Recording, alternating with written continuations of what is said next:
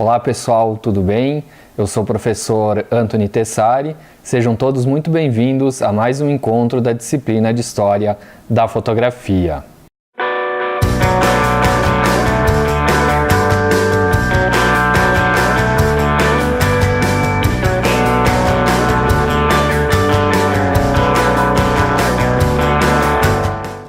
Na aula de hoje, irei apresentar a vocês um pouco mais do meu acervo pessoal, principalmente aquele produzido pelo meu avô, que foi fotógrafo e comandou, junto com seus filhos, o chamado Foto Estúdio Belks.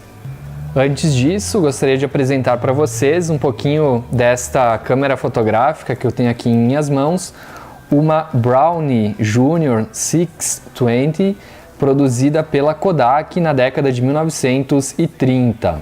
Esta câmera fotográfica possui dois visores, um para fotografias na vertical e outro para fotografias na horizontal. O mecanismo do obturador dessa câmera é bem simples e essa era a ideia principal da Kodak, que qualquer um pudesse produzir fotografia com esta câmera. Então nós precisamos mover essa alavanca, essa pequena alavanca aqui do lado direito, para cima ou para baixo, e o obturador irá abrir e fechar automaticamente.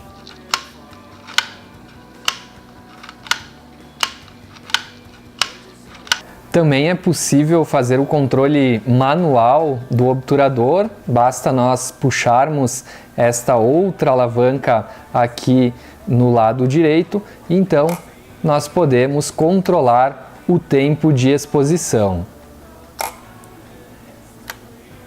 Já quanto ao filme fotográfico, este devia ser passado manualmente através desse dispositivo encontrado aqui também ao lado direito. A câmera também podia ser aberta para se inserir o filme pelo próprio consumidor, puxando algumas alavancas. Ela está bem emperrada, agora sim, e aí então utilizava-se um filme de 620 milímetros, que é um filme que já não se encontra mais para venda. Aqui no interior nós temos também as instruções de como o proprietário da câmera devia proceder para colocar o filme e poder, na sequência, fazer as suas fotos.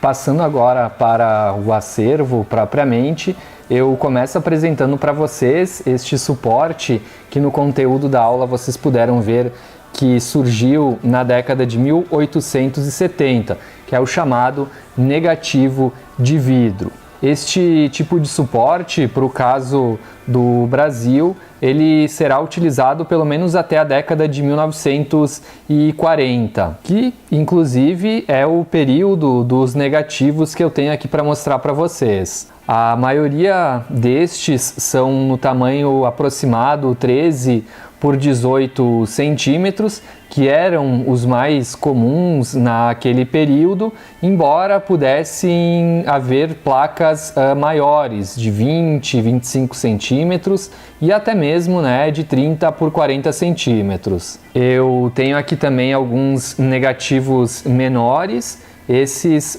sobretudo utilizados para retrato. Em um dos negativos, neste aqui, nós podemos observar no lado da emulsão, lembrando que a emulsão é formada pela gelatina, que era utilizada como meio ligante, e pela prata, pois deste lado nós podemos observar o retoque, sobretudo aqui no rosto deste sujeito. O retoque era feito, portanto, diretamente sobre a placa de vidro e se utilizava um instrumento próprio para apoiar a chapa e para o fotógrafo fazer então o retoque. Esse instrumento aparece nesta imagem que, inclusive, mostra o meu avô trabalhando quando ele iniciou no estúdio Jeremia na década de 1940 com a técnica do retoque, fazendo a técnica do retoque sobre as placas de vidro.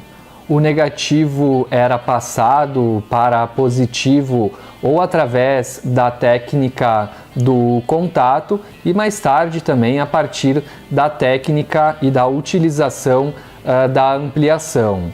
Portanto, a partir de uma mesma placa de vidro, podia-se produzir fotografias em tamanhos maiores, as chamadas ampliações, ou também fotografias menores ou do mesmo tamanho da chapa fotográfica. Esta outra imagem, um retrato de família, também apresenta o retoque, né? São figuras já em uma idade avançada e, portanto, sobretudo para essas pessoas, se utilizava a técnica para disfarçar esta característica, essa passagem do tempo. O interessante desse suporte fotográfico é que, mesmo hoje em dia, nós podemos transformá-lo em um positivo. Basta digitalizarmos, tirarmos uma fotografia sobre uma mesa de luz, então teremos a imagem positivada, o arquivo em digital de uma imagem tomada de um negativo de vidro, cuja qualidade é bastante surpreendente, como vocês podem ver aí nas imagens.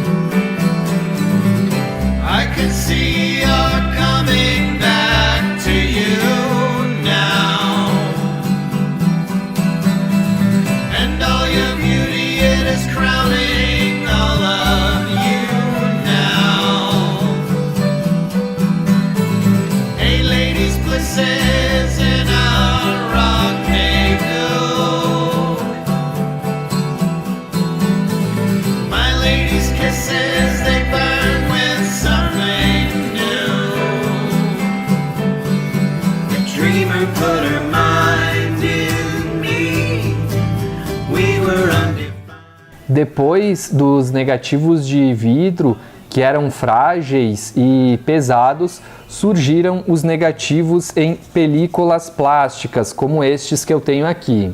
Esse tipo de película é o que será utilizado nessas câmeras fotográficas para os amadores, portanto, ajudando a popularizar a fotografia naquele momento. Surgirá assim a figura dos chamados amadores. No início era bastante comum os negativos também de 120 milímetros, 6x6, 6x7, 6x9 centímetros, como é o caso destes que eu tenho aqui.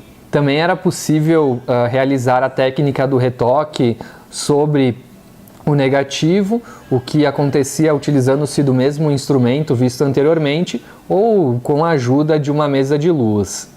Logo em seguida, o suporte também teve uma diminuição, surgiram os negativos em película plástica de 35 milímetros e que foram certamente aqueles mais utilizados no período da fotografia analógica. Tenho certeza que todos vocês possuem um deste negativo em casa e provavelmente fotografaram já com este suporte. Os negativos em película não tiveram utilização só no campo da fotografia. Na área do cinema, nós também teremos a utilização desse suporte, tanto em 35 milímetros ou inclusive até menor, né, os chamados negativos de 16 milímetros. Quase concomitante ao surgimento dos negativos de 35 milímetros, que podiam ser tanto em preto e branco como em cor, nós teremos também o surgimento dos diapositivos, muito conhecidos também como slides. Os slides traziam a vantagem de ser uma imagem já em positivo, sendo possível a sua visualização, e também podiam ser projetados, ampliados a partir de uma projeção, sem a necessidade de se imprimir, de se revelar, de se ampliar a fotografia no papel. Pessoal, aqui mais para curiosidade de vocês, um projetor de slide ainda em bom funcionamento, a projeção também uma tela apropriada para esse tipo de equipamento. Os slides devem ser colocados dentro deste carretel e nós podemos fazer, portanto, a passagem das imagens tendo a sua projeção.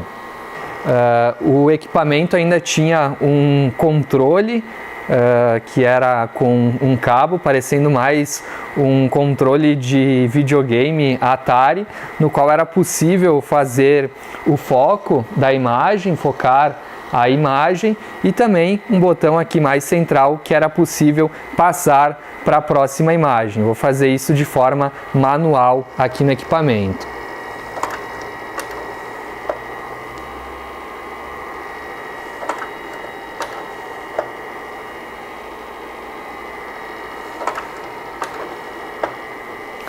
Isso acontecia com bastante frequência, quer dizer, colocar o slide no carretel de cabeça para baixo, de forma invertida, e aí tinha que ir lá tirar a imagem, colocar ela da forma correta. Perdia bastante tempo com isso.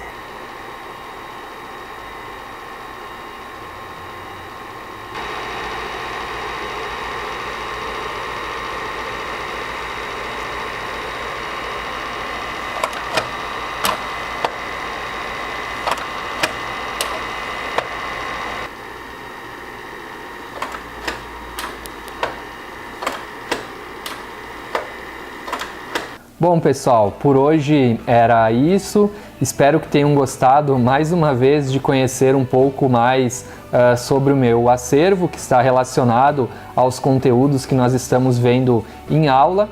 Tenham todos uma ótima semana e até o próximo encontro.